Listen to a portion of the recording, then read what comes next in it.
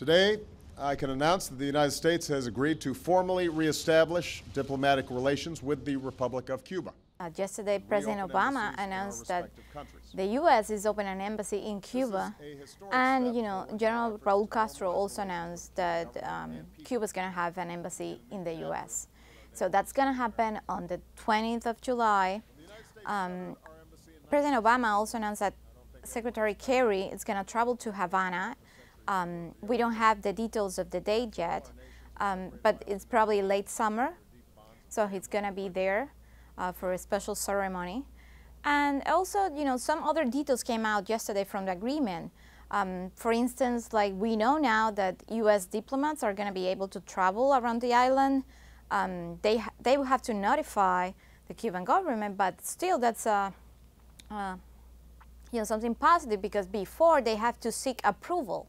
So they only have to notify that they want to travel.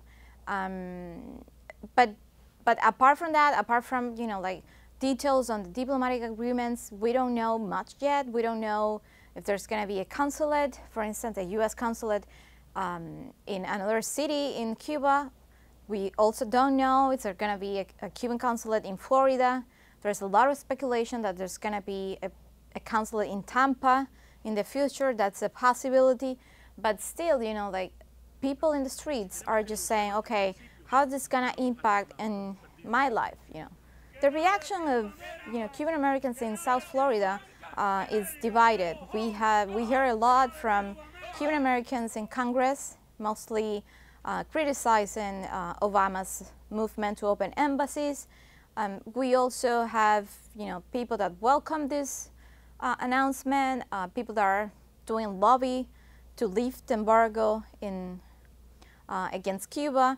So the political reactions are divided, and also people in the street are divided. Like we have the historic exile in Miami criticizing strongly Obama's policy towards Cuba, especially because of the human rights issue. I mean, that came out as the biggest criticism towards the new Obama policy.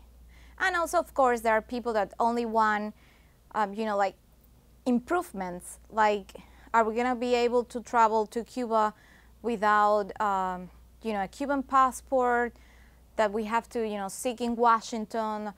Are we going to be, spending less money to travel to Cuba, to call my family? Still there's a lot of, expectation on how this movement is going to play out in the future. We're now going to have an embassy in Cuba, but we don't have an ambassador yet. The president has to nominate an ambassador, but Cuban American politicians like presidential candidate Marco Rubio has said that he's going to post the nomination of an ambassador to Cuba. So it's really probable that the embassy runs with the current chief, Jeffrey de Laurentiis, and he's a career diplomat. So if someone is going to be nominated, that's most likely him. The Vatican has just released the schedule of the Pope's visit to the island.